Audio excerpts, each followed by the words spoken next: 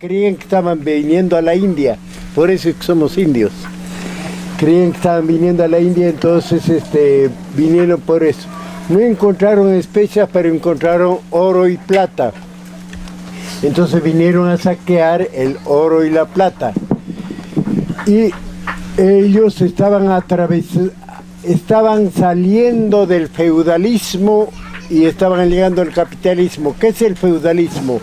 El feudalismo en Europa fue que una persona se hacía dueña de la tierra y que permitía a los campesinos que trabajaran un pedazo de tierra para ellos, para los campesinos, pero en pago tenían que trabajar gratuitamente para el señor feudal. Ese era el sistema feudal que había en Europa y estaban en paso de ahí al capitalismo. Entonces acá aplicaron también el sistema feudal, o sea que le daban un pedacito de tierra para que trabajara el campesino para él pero eso tenía que pagar trabajando gratuitamente para el dueño de la tierra, porque la tierra tenía dueño, que no eran los originarios que habían vivido acá, eran los invasores de España que tenían dueño. Bueno, después vino la revolución de la independencia, ya teníamos nuestras banderas, nuestros escudos, nuestros signos nacionales, pero los repartimientos de la época española pasaron a llamarse haciendas y no hubo liberación para la gente. Era liberación para los criollos, o sea, para los españoles nacidos acá o para los mestizos, pero las haciendas continuaron siendo lo que habían sido los repartimientos de la época colonial. Eso se acabó en México con la revolución de Emiliano Zapata en 1930, creo, ¿no? Entonces, pero en el Perú seguía ese sistema. Bueno, el proceso que viví es que, en el Perú hay tres regiones: la costa, que es árida y seca, está la sierra, que son montañas, y está la selva, ¿no? Entonces yo soy indígena serrano del Cusco, de lo que fue la capital del Imperio Incaico, etcétera, etcétera. Bueno, entonces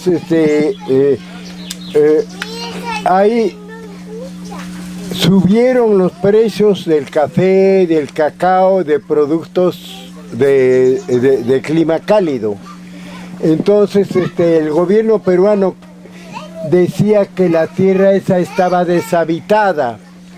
Ahí no estaba deshabitada, había Machinga, Huachipaires, habían poblaciones amazónicas, pero ellos no eran gente, pues, ¿no? Entonces estaba deshabitada, entonces dijo que iba a vender a 10 centavos la hectárea de tierra.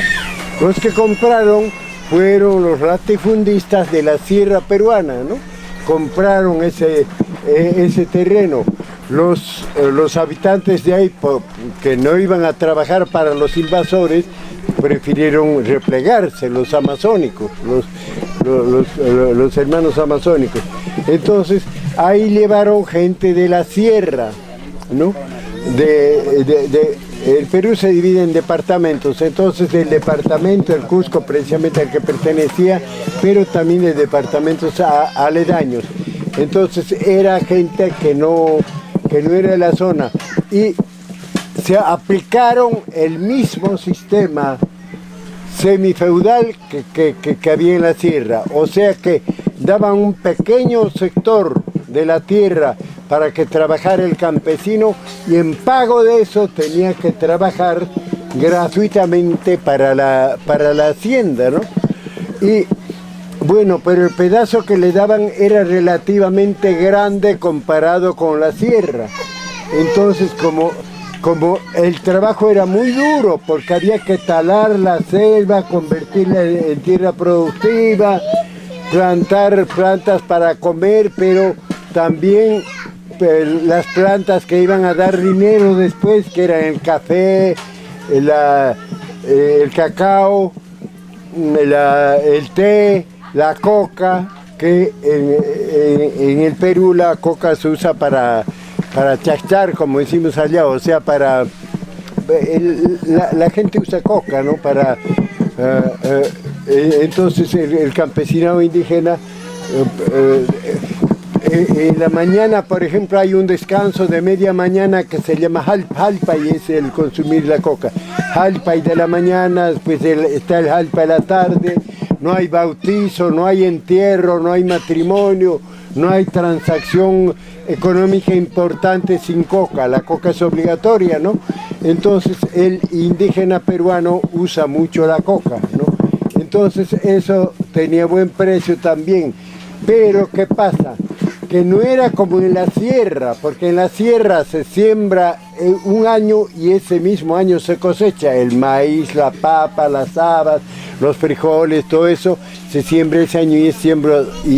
Pero en la ceja de selva no era así, porque el té, el café, el cacao, la coca, la papaya, bueno, las otras frutas se siembran, pero no es ese año el que producen, sino que tienen que esperar 4 años, ¿no?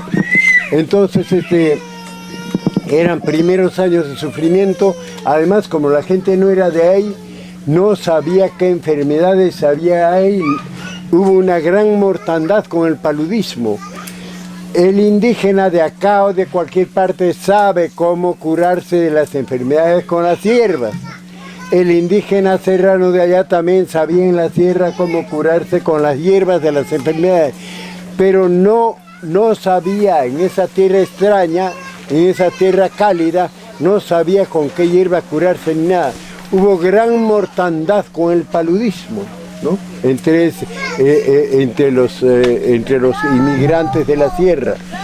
Bueno, y como el trabajo era muy pesado, claro, en realidad la parcela que le daban era grande, pero había que convertir, había que talar los árboles, esperar que se pudran, esperar que las plantas que tenían valor crezcan y todo eso. Entonces él tomaba otros campesinos en la misma forma, o sea que les decía que, bueno, tú vas a trabajar 3 días, te voy a dar esto. Entonces esos eran el campesino que iba y que trataba con el patrón era arrendire, y el campesino que trataba con el arrendire era allegado. Entonces a él le decía, bueno, vas a trabajar esta tierra, pero con la condición de que trabajes 3 días para el hacendado en nombre mío. Entonces había gente que decía que el arrendire era el verdadero explotador. No era así, porque los días que los allegados trabajaban para él no le alcanzaban a cubrir la obligación que él tenía para el hacendado. Por eso cuando hubo huelgas, y las huelgas eran de arrendires y allegados, o sea, el arrendire dejaba de trabajar para el hacendado y el allegado también dejaba de trabajar, ¿no? Entonces, bueno, esa era la situación. Entonces, se vincularon con la Federación de Trabajadores del Cusco y organizaron sindicatos de campesinos. Y posteriormente, y que estaban afiliados a la Federación del Trabajador del Cusco, posteriormente, cuando ya hubo muchos sindicatos, cuando hubo 8 sindicatos, se formó una Federación Provincial de Campesinos de la Convención Hilares, recién, ¿no? Entonces, bueno, yo fui allá como allegado y era delegado de mi sindicato a la Federación Provincial de Campesinos de la Convención Hilares. ¿Qué hacían los sindicatos? Como estaban afiliados a la Federación de Trabajadores del Cusco, la Federación de Trabajadores del Cusco les dio para que se presentaran al Ministerio de de trabajo y que reclamaran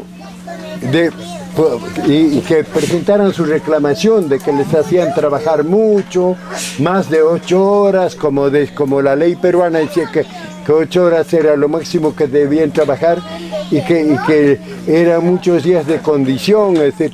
Entonces tomaban un abogado que les aconsejaba a la Federación Trabajadora del Cusco y presentaban esa reclamación al Ministerio de Trabajo. El Ministerio de Trabajo hacía llamar al hacendado, entonces el hacendado también iba con su abogado, bueno, discutiendo, conseguían algunas cosas, que el trabajo sea solamente de 8 horas, bueno, y que la mujer y los hijos del campesino no tenían obligación de trabajar para la hacienda, etc., ¿no? Entonces firmaban un pacto.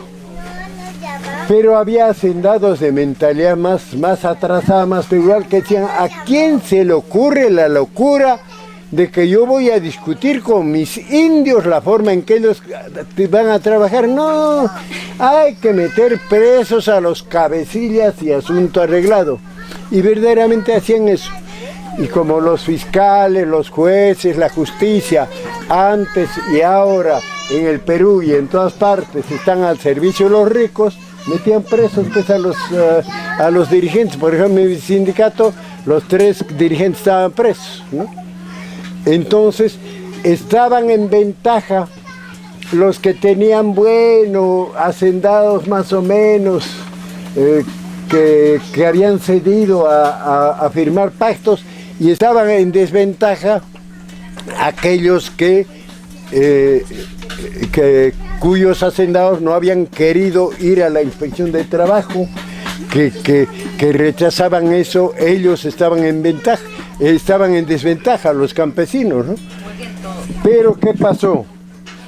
Que los campesinos de esos hacendados que no querían discutir su pliego de reclamos, que no querían ir a la inspección de trabajo y que por supuesto las autoridades no les hacían nada, 3 de esos sindicatos declararon la huelga. La huelga consistía en no ir a trabajar a la hacienda, ¿no?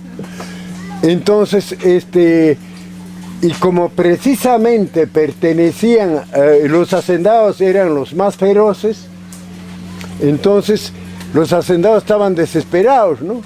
Y andaban armados, disparando al aire, diciendo, indios ladrones, me están robando mi tierra, los voy a matar, ¿no? Entonces, bueno, yo era, como digo, yo era delegado de mi sindicato a la Federación Provincial. Y entonces hay los dirigentes de la Federación, bueno, los campesinos vinieron y dijeron, compañeros, nos está amenazando el patrón con que nos va a matar porque dice que estamos robando su tierra. Entonces los dirigentes de la Federación les dijeron, bueno, vayan y quéjense a la policía. Fueron a quejarse a la policía, señor, el patrón está andando armado, disparando al aire y dice que nos va a matar porque le estamos robando su tierra. ¿Qué les contestaron en la policía? Indios sinvergüenzas, todavía tienen el descaro de quejarse. Verdaderamente le están robando la tierra al patrón y él tiene derecho a matarlos como a perros. Entonces regresaron pues a la Federación y dijeron eso, ¿no? Bueno, compañeros, que hay... Entonces ahí dijimos, pues bueno, ya que los hacendados quieren matarnos, y en la policía nos dicen que tienen derecho a matarlos como perros, nosotros mismos pues tendremos que defendernos, ¿no? Entonces ahí la asamblea acordó organizar la autodefensa de los campesinos, ¿no? Y me nombró a mí para que organizara la autodefensa de los campesinos. Allá la carabina, la escopeta eran herramientas de trabajo para cuidar los cultivos de los ajinos, que son chanchos de monte, de lucucu, que es el oso, y así del cosillo, que es el mono, etcétera, para cuidar. Entonces se usaba carabinas y escopetas, ¿no?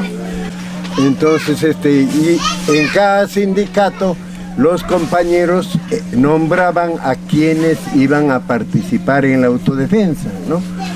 Entonces, bueno, comencé a estar perseguido, como me habían encargado de la autodefensa, pero yo no me movía del territorio de mi sindicato, porque como mi sindicato quedaba lejos de la carretera, cuando venían los policías a mi sindicato, una hora antes de que lleguen los policías, nosotros ya sabíamos cuántos policías venían, de qué grados, con qué armamento, todo eso. Con el sistema de lo que allá usaba el tiempo de los incas, se llamaba los chasquis, o sea, los mensajeros. Entonces ya sabíamos una hora antes de que lleguen. Entonces nosotros encargábamos a las compañeras de ahí del pueblo, del pueblo que era la capital, digamos, de ahí, que les invitaran caldo de gallina a los guardias cuando vinieran. Entonces cuando llegaban los guardias ahí, les invitaban caldo de gallina, los guardias daban 2 o 3 vueltas preguntando por los que estaban con orden de captura, no estaban ahí y se regresaban, ¿no? O sea que sabían que yo estaba ahí, yo y otros compañeros también que estaban con orden de captura, pero no podían capturarnos por la distancia, ¿no? Entonces, como yo había sido encargado de organizar la autodefensa provincial, en cada sindicato nombraban a quienes iban a participar en la autodefensa y los mandaban al territorio de mi sindicato. Como yo no podía moverme de ahí, entonces ahí practicábamos la autodefensa. Después vino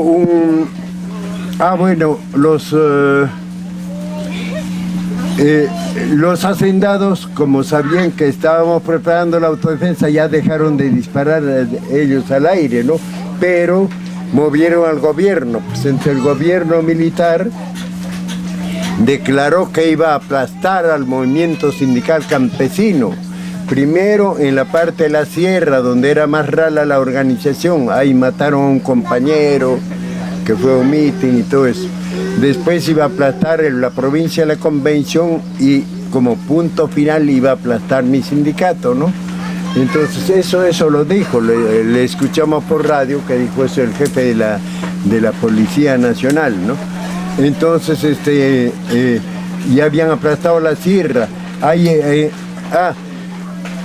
Como digo, estaban en ventaja los que habían firmado pactos. Pero la huelga que se declaró en 3 sindicatos no se iba a trabajar ni un solo día a la hacienda, ¿no? Y nuevos sindicatos que se organizaban desde el primer día declaraban la huelga. Entonces, los que habían estado en ventaja, los que habían firmado los acuerdos con los hacendados, quedaban en desventaja, porque ellos tenían que trabajar algo. En cambio, los otros no tenían que trabajar nada para ni un día, ¿no? Los de la huelga. Entonces, la federación declaró, bueno, mientras el gobierno había sacado una ley de reforma agraria, pero que no era gran cosa. Entonces, pero ni pensaba cumplirla. Entonces la federación dijo, bueno, mientras no se cumpla la reforma agraria, la huelga va a ser general. Entonces también los que habían firmado pactos entraron en huelga. O sea, en toda la provincia organizada no se trabajaba ni un día ya para el hacendado. Era en realidad ya la reforma agraria, ¿no? Porque el campesino trabajaba en su tierra, pero no trabajaba para el hacendado. Entonces, como digo, a la represión pasó el gobierno. Cuando encontraban una asamblea sindical en los sindicatos que quedaban cerca de la carretera, bueno, la disolvían a culatazos. Entonces, pero como digo a Chaupimayo, entonces como ya no había federación, porque a la federación también declararon ilegal el gobierno, en las partes lejanas, los sindicatos, lejanas de la carretera, los sindicatos, nos reuníamos 3 o 4 sindicatos, porque no había ya federación, ¿no? para hacer una asamblea conjunta. Entonces, a una asamblea conjunta, había una asamblea conjunta en el territorio de mi sindicato, y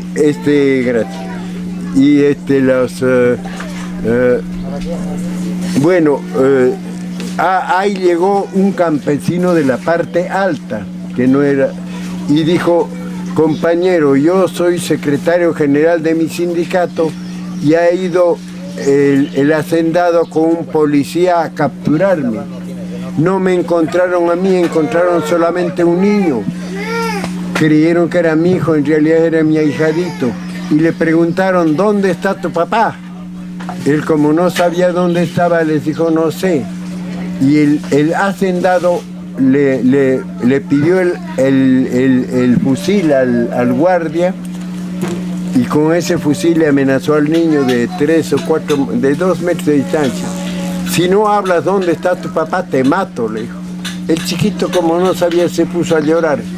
Varió el arma y al brazo le disparó, al brazo del niño.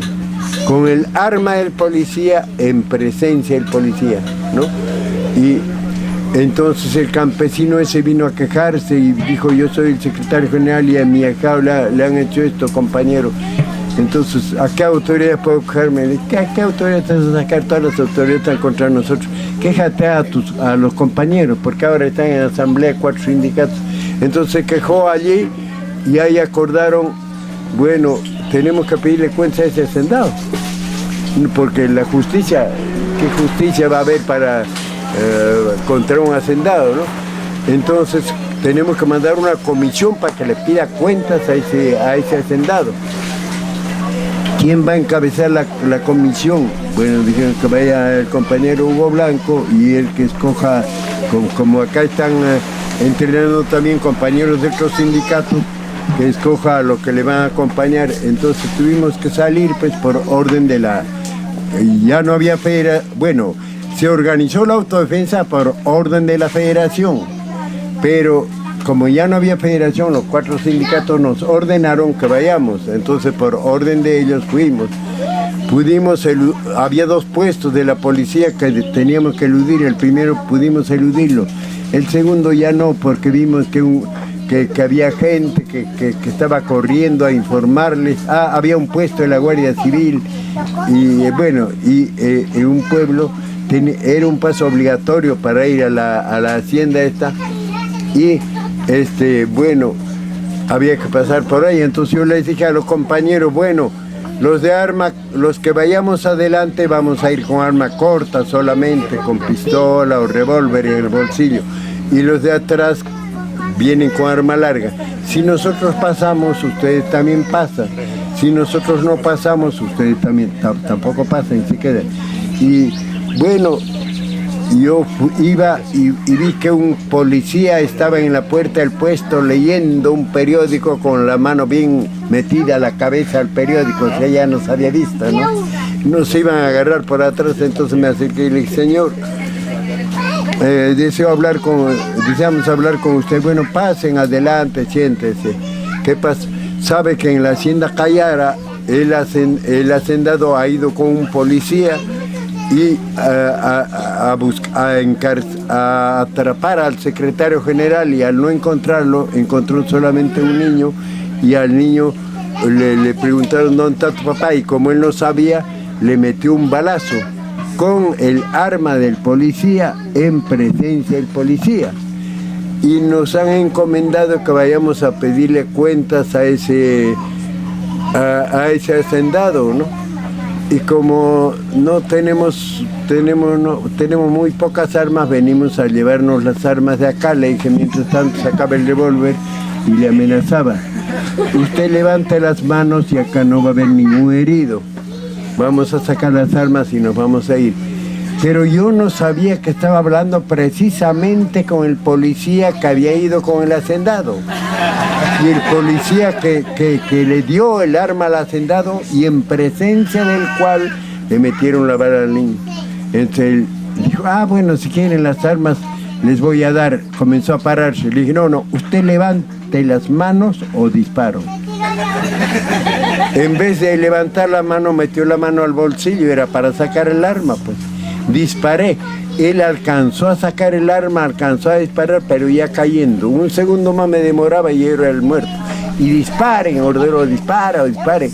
Y de otra habitación comenzaron a salir las balas, entonces les dije a mis compañeros que salieran, yo le arrebaté el arma al herido y también salí. Y dije, ustedes tienen techo de paja, nosotros tenemos fósforo, nada, seguían disparando. Entonces hice que metieran un cartucho de dinamita a la esquina y por ahí metimos una granada de mano que se hace con dinamita y con fierritos en lata de leche condensada. Y entonces vi que había mucha gente en la puerta del puesto, muchos de mis compañeros. ¿Qué pasa? Dije, un guardia se rendió. No lo toquen, les dije. Un prisionero es sagrado, no se lo toca. Entonces lo trajeron a él y me dijo, ¿ustedes piensan ganar? Sí, pues ustedes siendo pobres como nosotros defienden a los ricos. ¿Qué cosa es tu papá? Le dije, mecánico. Bueno, si tú no estás con nosotros, tu papá está con nosotros. Le dije. Y me dijo, déjeme atender a mi compañero. Pero ¿cuántos guardias más allá adentro? No éramos solamente yo y él. Vi verdaderamente mis compañeros ya estaban saliendo con las armas, entonces fuimos, lo levantamos al herido, lo pusimos en una cama, le pregunté, ¿hay sanitarios? Sanitarios se llama el enfermero allá. ¿Hay enfermero en este pueblo? Sí hay. Bueno, traigan al enfermero, les dije a mis compañeros. No quiere venir, se ha metido debajo del catre. Me dijeron, bueno, pues tal vez más que a vuestras armas le va a temer al uniforme el guardia, entonces vayan con el guardia. Lo trajeron al enfermero, le dije, si necesita medicina de primeros auxilios, acá tenemos. No, lo que necesita es una vela, bueno, traigo una vela. Ya. Y entonces, bueno, después ya no podíamos continuar porque nos iban a agarrar por atrás. Pues, entonces, regresamos. Y al guardia le dije, yo me llamo Hugo Blanco, he sido yo el que he disparado, para que no estén acusando a unos, para que no estén tomando presos a otros dirigentes campesinos, ¿no? Entonces, el error de él fue que cuando fue a denunciar el asalto al puesto a la capital de la provincia, Quillabamba, los periodistas le preguntaron, ¿y usted por qué está vivo? Él dijo, le debo mi vida a Hugo Blanco. ¿Para qué dijo eso? Lo metieron preso por cobardía.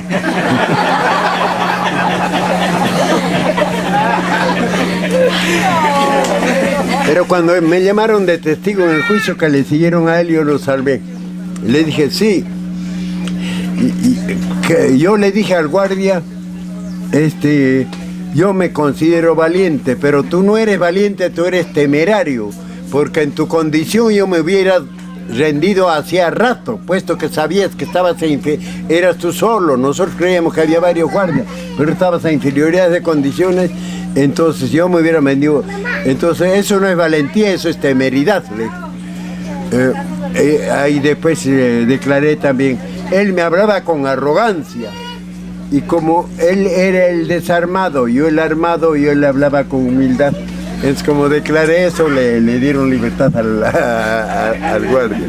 Bueno, entonces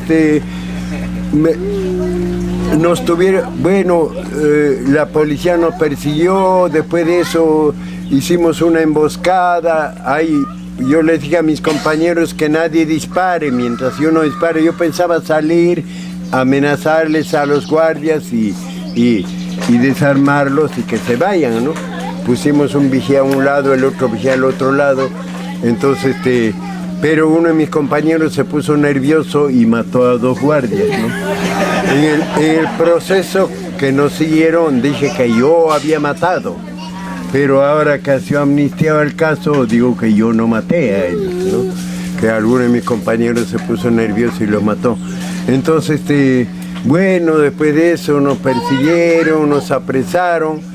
Y fueron a mi sindicato ahí y a atacar. Encontraron a las mujeres, entonces les agarraron a culatazos a las mujeres. Las mujeres de Chaupimayo agarraron ceniza y les echaban a los ojos de los guardias, ¿no? Entonces, pero ellos a culatazos agarraban a las mujeres. Entonces un campesino que estaba ahí, que que estaba mal del pie, precisamente por eso no fui con nosotros, se puso furioso por lo que estaban haciendo las mujeres, y en quechua les dijo, y por último, ¿qué diablos son ustedes? Y con una herramienta trató de atacarles a los guardias. Por supuesto lo cogieron a balazos, lo mataron. Y cuando los guardias estaban yéndose, en el puente los esperaban unos campesinos, mataron a algunos campesinos, pero los campesinos también los desarmaron a ellos. Eso fue importante porque los policías entendieron que aunque a nosotros nos apresaran, iban a surgir otros grupos de autodefensa, ¿no? Entonces ya no cometieron los atropellos. Bueno, como digo, el gobierno había dado una ley de reforma agraria, pero que no pensaba cumplir. Pero 2 hacendados llamaron a las autoridades y dijeron, por favor, hagan la reforma agraria en nuestras haciendas. ¿Por qué decían eso? Porque veían que como la huelga se estaba extendiendo, los campesinos se iban a quedar con toda la tierra, ¿no? Entonces ellos querían salvar un poco de tierra. Y bueno, vinieron las autoridades de reforma agraria, hicieron la reforma en esas 2 haciendas diciendo, bueno, esta parte va a quedar para el hacendado, ¿no? Entonces, pero pues nadie más, bueno, a nosotros nos apresaron uno por uno, nos dispersaron y después nos apresaron y ya estábamos en la cárcel nosotros. Pero después, como no iba nadie más a pedir la reforma agraria, las autoridades de agricultura mandaron comisionados a los sindicatos, ¿no? Y a los dirigentes sindicales les decían, estamos viniendo por orden del gobierno para entregarles la tierra. Ahí les contestaban, acá no necesitamos la reforma agraria del gobierno, acá se hace la reforma agraria del campesinado, que dice que al hacendado no se le deja ni un pedazo de tierra, ni se le paga un centavo. Él es el que debería pagarnos por habernos hecho trabajar tanto tiempo sin pagarnos. Y así se culminó la reforma agraria en esa zona cuando nosotros ya estábamos presos. Hay algunos que dicen la reforma agraria de Hugo Blanco. Hugo Blanco ya estaba preso cuando se culminó esa reforma agraria, ¿no?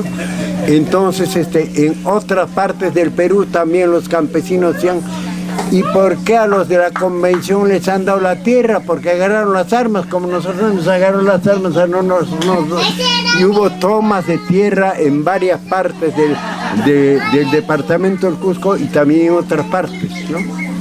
Bueno, el gobierno hacía meter bala, pero así todos se hacían, se tomaba la tierra. Entonces,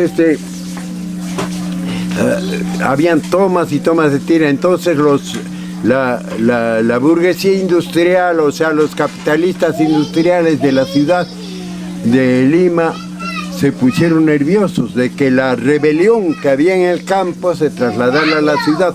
Además, a la burguesía industrial le convenía que ese sistema arcaico semifeudal de latifundio terminara, para que el campesino se volviera dueño de la tierra y que contribuyera al mercado capitalista comprando y vendiendo, ¿no?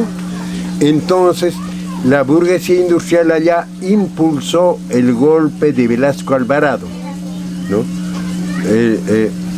El golpe de Velasco Alvarado, que él hizo una reforma agraria a su manera, pero hizo de todas maneras la reforma agraria.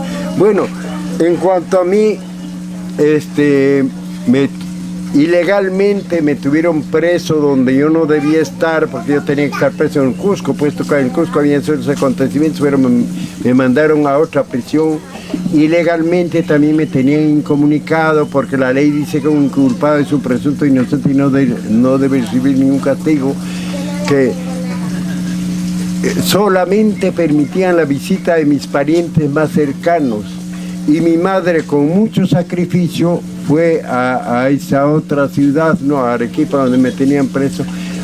Y mis parientes más cercanos, pero también con un sargento escuchando la conversación, ¿no? Entonces ahí mi madre llegó con muchos sacrificios. Yo quise decirle cuánto la quería y como el castellano no me alcanza, porque en afectividad es muy pobre el castellano, el quechua es más rico, comencé a decirle en quechua cuánto la quería, y el sargento, como no entendía quechua, no habla en quechua, habla en castellano. O sea, no tenía ni el derecho a decirle a mi madre en nuestra lengua cuánto la quería, ¿no? Entonces, así, y según la ley, la audiencia debió realizarse a los 6 meses, pero no se realizó a los 6 meses, se realizó a los 3 años ya, ¿no? Y a mí, entonces, pero antes, el tribunal tenía que ser el tribunal de la policía, o sea, era el cuerpo con el cual yo había luchado, y generales de ese cuerpo tenían que ser el tribunal, ¿no? Entonces, vinieron a decirme, mandaron un mensaje los del tribunal, y me dijeron, se va a realizar la audiencia. La audiencia tenía que realizarse en el Cusco, porque en el Cusco habían sido los acontecimientos, pero la realizaron en un pueblo de comerciantes que no sabía nada de nada. Y ahí hacían la propaganda, acá se va a juzgar a los criminales, ¿no? Entonces, pero antes de eso, me mandaron un mensajero los del tribunal policial, y me dijeron, usted está entre la pena de muerte y los 25 años. Sí, mi abogado me ha dicho, pero hay una forma en que se salve. ¿Cuál? Usted se hace el enfermo, nosotros constatamos que está enfermo y lo deportamos al país que usted elija. No, gracias, gozo de perfecta salud, les digo. Porque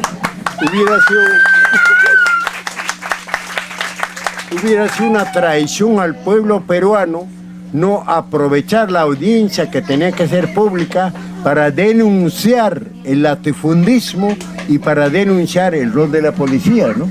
Entonces, yo quería hacer eso. Entonces, como digo, llevaron la audiencia a una ciudad que no sabía nada de nada, y como la propaganda decía, van a juzgar a los criminales, en el cuartel de la Guardia Civil, que había sitio para 300 espectadores, se llenaron a esos 300 espectadores para conocer a los criminales, pues, ¿no? Entonces ahí se realizó el juicio, ¿no? Y a mí me habían tenido separado de mis compañeros, a mis compañeros en la cárcel del Cusco y a mí en la cárcel en otro departamento, ¿no? A ellos les habían dicho, para ustedes es muy fácil salir, lo único que tienen que decir es, somos campesinos semianalfabetos, y el comunista Hugo Blanco nos ha engañado. Dicen eso e inmediatamente salen. Y yo los vi después de 3 años a mis compañeros. Entonces el grito nuestro allá era tierra o muerte, y todos ellos contestaron venceremos, y ninguno de ellos declaró que somos campesinos. No, todos declararon contra los hacendados y contra la policía, ¿no? Bueno, y cuando un capitán tocó la campanilla, se abre la audiencia, y ahí estaban generales de la policía de tribunal, ¿no? Entonces yo me paré y me dije, como dijeron que van a juzgar a los criminales, y la gente había venido a ver a los criminales, entonces yo dije, en esta sala los únicos criminales que hay son los que están sentados como jurados. Y no solo son criminales, sino también son cobardes, porque no se atreven ellos a ir a combatirnos. Mandan indígenas como nosotros a los guardias civiles, ¿no? Para que nos matemos entre cholitos, ¿no? Cholitos se dice despectivamente el indígena, ¿no? Entonces, y no podían hacerme sentar los guardias, siéntese, y ahí estaba el capitán. Cuando el capitán se retiró, los guardias que estaban haciendo esfuerzo para darme sentar, grítale más hermanito a estos desgraciados, diles otra vez tierra o muerte, me decían. Los mismos guardias que me estaban cuidando, ¿no? Entonces, así fue. Entonces el tribunal dijo, acá no hemos venido a discutir política, acá hemos venido a discutir hechos concretos. Entonces le dije a mi abogado que me preguntara qué le había dicho al campesino que fue a quejarse de que habían avaleado a su hijo, a su ahijado, y yo le dije 2 o 3 palabras, no, acá usted va a sacar todas las autoridades contra honor. Pero en la audiencia me tiré todo un rollo hablando de la putrefacción del Poder Judicial, ¿no? Ay. Después le dije que me preguntara también qué le había dicho al guardia que se había rendido. Al guardia que se había rendido también 2 o 3 palabras le dije, pero allí me tiró un rollo. Sí, esos valientes de escritorio, mientras ustedes ganan miserias, ellos ganan grandes cantidades de dinero y todavía cuando alguno de ustedes queda vivo, tiene la sinvergüencería de hacerle juicio por cobardía, como eso había sucedido, ¿no? Entonces, y además del gran sueldazo que ganan esos generales, todavía reciben soborno de los hacendados y de los otros ricos a quienes defienden. No podían hacerme callar porque era que le había dicho yo. No era, acá no venía a discutir político, no era política, era, mi abogado me preguntó qué le dije yo al guardia. Es como si le hubiera hecho todo eso, se pasó, ¿no? Entonces, después mi abogado me dijo, el general Fernández Hernani, creo era, ha pedido para ti la pena de muerte. Entonces, cuando me llamaron a que declare oralmente, tiene algo más que agregar, porque es de ley que a uno le pregunten, ¿tiene algo más que agregar, no? ¿Tiene algo más que agregar? Sí, pero por favor ya no hable de los atropellos de los hacendados ni de los atropellos de la policía, porque ya eso hemos escuchado suficientemente de sus coencausados. Por favor ya no hable de eso. Sí, ya no voy a hablar de eso. Entonces, ¿tiene algo más que agregar? Sí. Si los cambios sociales que han habido en la convención merecen la pena de muerte, estoy de acuerdo con la pena de muerte. Pero que sea el que dispare, lo señalé al que había pedido la pena de muerte. Que sea el que dispare con su propia mano. Que no manche con mi sangre las manos de los guardias civiles, que son los, o de la Guardia Republicana, que son los que cuidan las prisiones, ¿no? Que no manche con mi sangre las manos de los guardias civiles ni de los guardias republicanos, porque ellos son hijos del pueblo y por lo tanto mis hermanos. Bueno, sácalo, creyeron que lo iba a atacar, sácalo. Y la última vez que grité ahí, tierra o muerte, no contestaron solo mis compañeros, sino todo el público de Tacna. Como se enteró de qué era el asunto, venceremos, dijeron todos. Entonces hicieron desocupar la sala. Por eso no se atrevieron a sentenciarme a muerte, ¿no? Me sentenciaron a 25 años. Y el día siguiente era día de visita, una cola de 2 cuadras o más de gente vino a visitarnos, ¿no? Entonces no tenía más que abrazar a la gente, no tenía tiempo para hablar con ellos, ¿no? Entonces, bueno, después en el Tribunal Supremo, o sea que allá hay el Tribunal de la Guardia Civil era, y el Tribunal Supremo de ellos es el Tribunal de Oficiales Generales, de la Marina, de la Aviación, del Ejército, de la Policía, que es Guardia Civil, de la Policía que guarda las prisiones, que es la Guardia Republicana, y de la Policía Secreta, que es la Policía de Investigación del Perú. Los generales de todo eso forman el Tribunal Superior de ellos. Entonces, cuando pasó al Tribunal Superior, el fiscal del Tribunal Superior pidió la pena de muerte nuevamente, ¿no? Entonces mi abogado me dijo, ahora sí estoy preocupado porque yo conozco a ese fiscal, es muy buena gente. Entonces para que haya pedido la pena de muerte quiere decir que tiene gran presión y no creo que la presión sea para hacerte propaganda política, ¿no? Bueno, pero como yo tuve la suerte de que en esos momentos se llevaba a cabo la guerra de Vietnam y todo el pueblo de todo el mundo estaba movilizado por Vietnam, entonces también se movilizaron contra la pena de muerte que había para mí y por eso hubo movilizaciones en Francia, encabezadas por Jean-Paul Sartre, en Estados Unidos, en varias partes. Entonces no se atrevieron a sentenciarme a muerte, me sentenciaron a 25 años.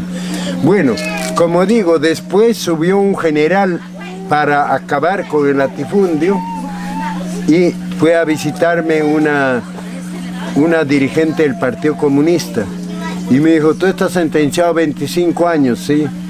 Recién lleva 7 años en prisión, sí. Te faltan 18 años, sí. Si tú quieres, sales mañana mismo. ¿Cómo así? Velasco va a hacer la reforma agraria. Si te comprometes a trabajar en la reforma agraria de Velasco, mañana mismo sales en libertad. No tenía ganas de discutir política. Le dije, no, gracias, me he acostumbrado a vivir preso. Acá no me hace seguir eso. Porque una cosa es ser alcalde o regidor o diputado o senador o lo que sea, elegido por el pueblo, donde uno puede decir lo que piensa. Otra cosa es ser un funcionario del gobierno, donde uno tiene que decir que todo lo que el jefe dice está bien. Yo sabía que Velasco iba a hacer la reforma agraria, pero podía haber alguna discrepancia en algún punto, como realmente la hubo, en que yo no concordara y tenía que decir sí, eso es así, ¿no? Entonces, bueno, pero ¿qué pasa? Había otros presos políticos más, entonces 2 de ellos aceptaron trabajar en la reforma agraria de Velasco, entonces no podía liberarles a ellos y dejarme a mí preso, nos dio libertad a todos, ¿no? Y cuando estábamos afuera ya, los otros 2 presos me decían, tienes que trabajar en la reforma agraria, si no vas a quedar al margen de la historia. No me importa quedar al margen de la historia, ¿no? Entonces, tanto molestaban que le dije, ya, está bien, voy a trabajar en la reforma agraria de Velasco, pero con una condición, que no se haga la reforma agraria que a mí me da la gana, pero tampoco la que diga el gobierno. Que se vaya a cada sector campesino y que se le pregunte cómo quiere la reforma agraria. Si ellos dicen que el latifundio se parcele, se parcela.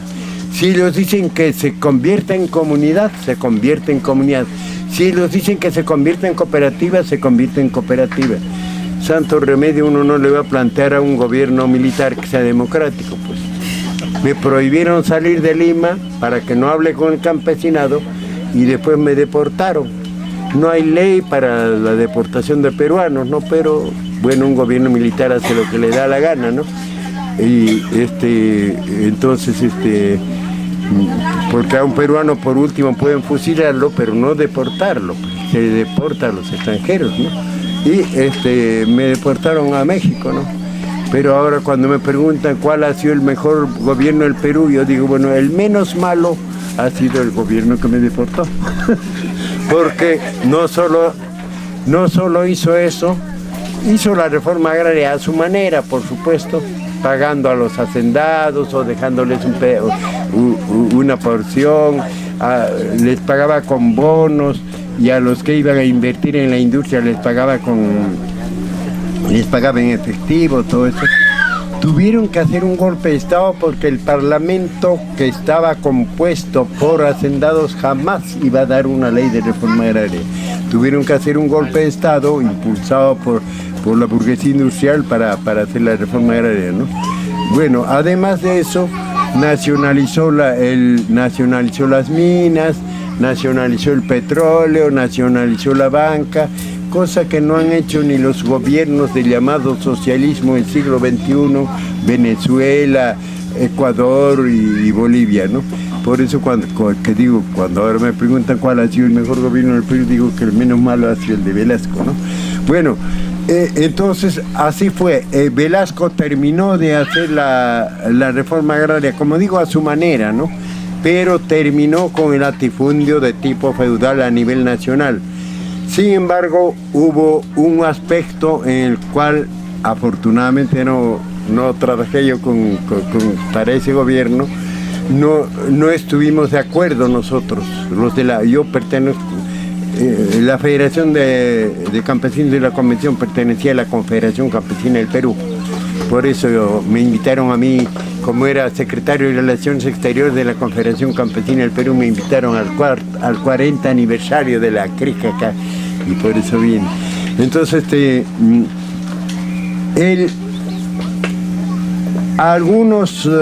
algunas haciendas las parceló, bueno, está bien que las haya parcelado, otras haciendas las convirtió en comunidad, está bien, pero otras haciendas, juntó varias haciendas y hizo una cooperativa, pero cooperativa era solo de nombre, en realidad se trabajaba para el gerente de la cooperativa, para los dirigentes de la cooperativa, etcétera, ¿no?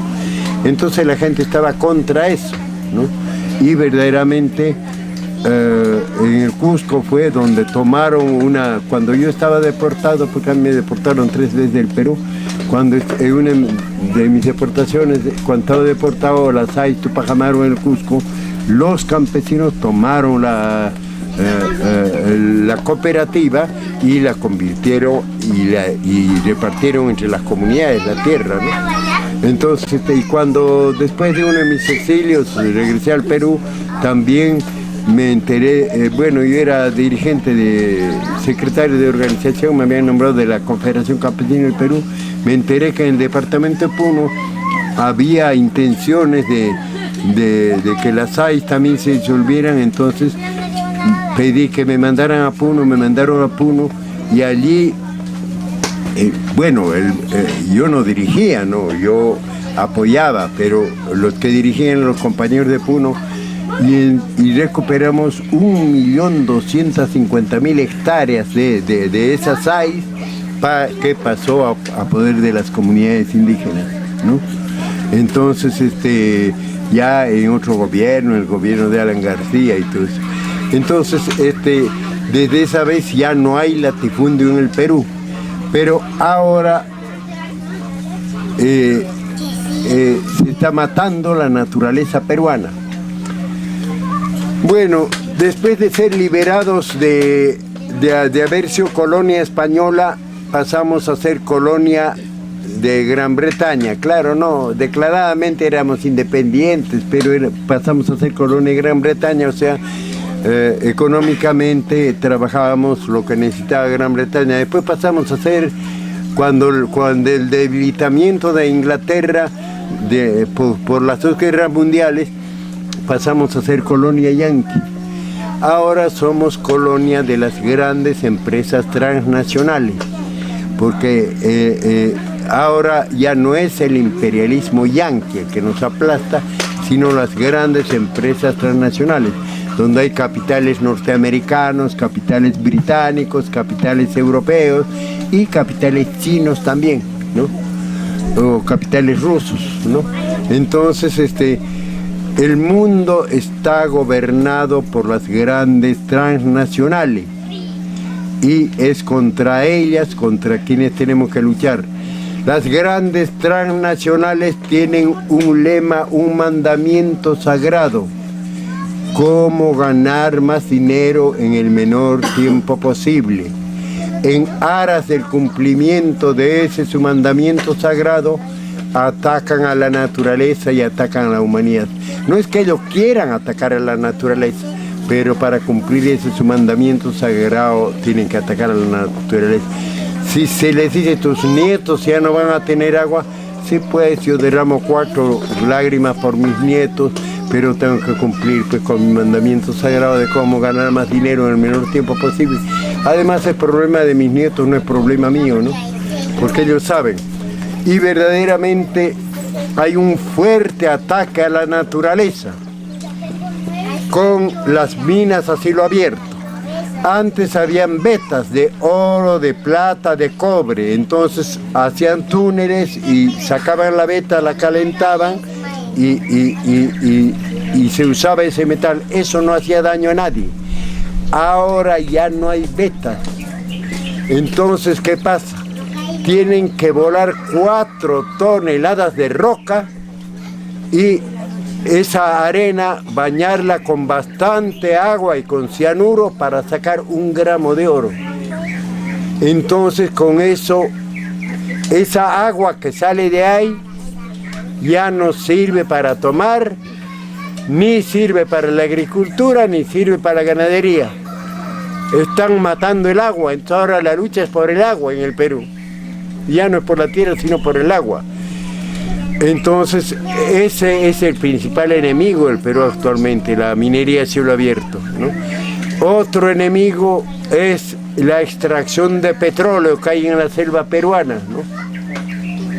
Hay una La selva amazónica es el pulmón del mundo porque ingiere el anhídrido carbónico que nosotros exhalamos y exhala oxígeno que nosotros respiramos. Por eso se llama el pulmón del mundo, la selva amazónica. En agua con petróleo, y el petróleo está matando también los peces con que se alimenta la gente selvática. Otro ataque a la naturaleza es la agroindustria que hay allá. Bueno, acá veo que el gran ataque es la caña.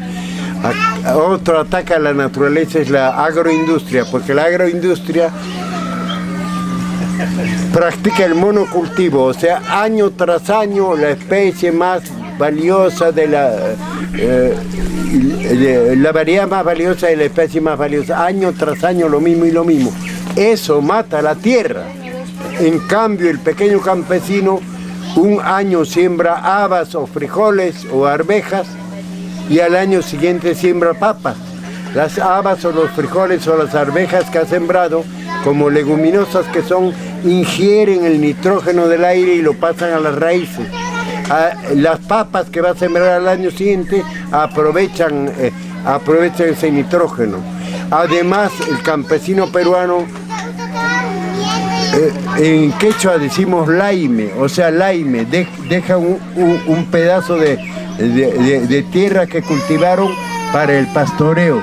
Entonces ese año está descansando de cultivos, así es.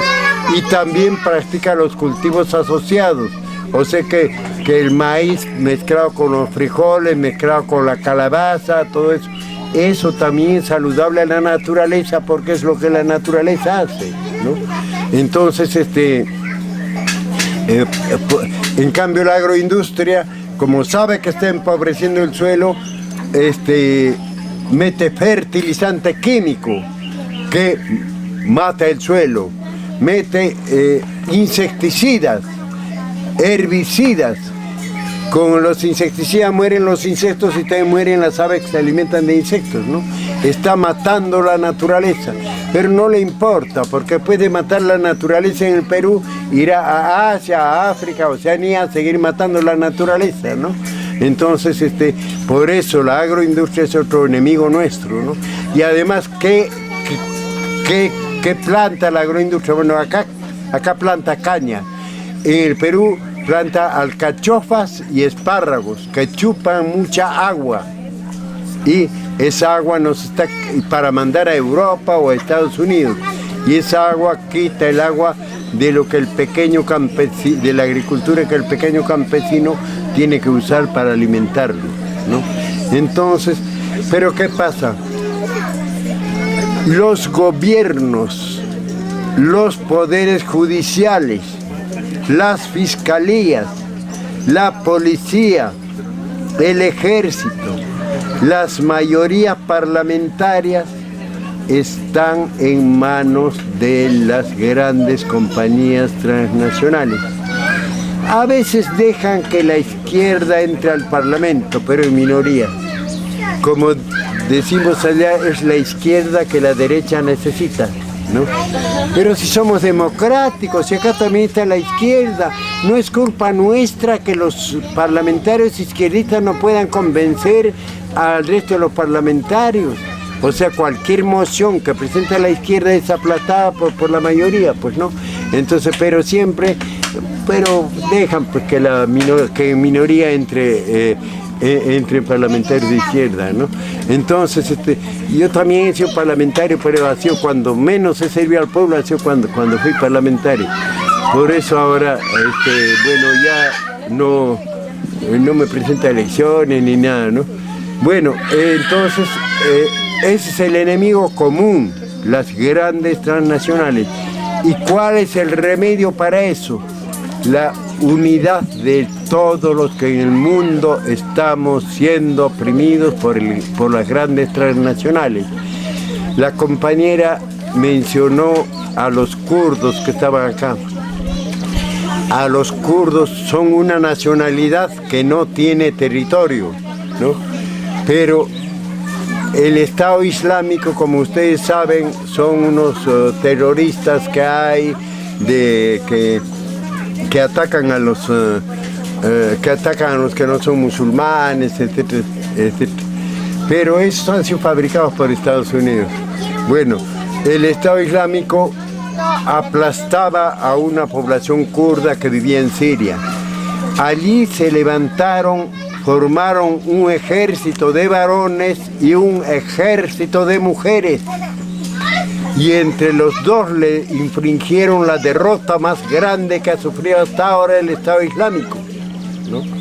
Y las mujeres kurdas del ejército kurdo, del ejército de mujeres kurdos, decían: sí, nosotros sabemos que estamos luchando por nuestras hermanas kurdas que están en Turquía, pero no solo por ellas, sino también por nuestras hermanas de New Jersey, para decir que estaban demostrando al mundo que la mujer también puede ser soldado. Y soldado liberador, ¿no? Entonces, y allí en Siria hay un gobierno que es Kobane, donde está gente de todas las nacionalidades y es completamente democrático. Otro ejemplo de democracia, de abajo la tenemos en la democracia indígena de la zona zapatista.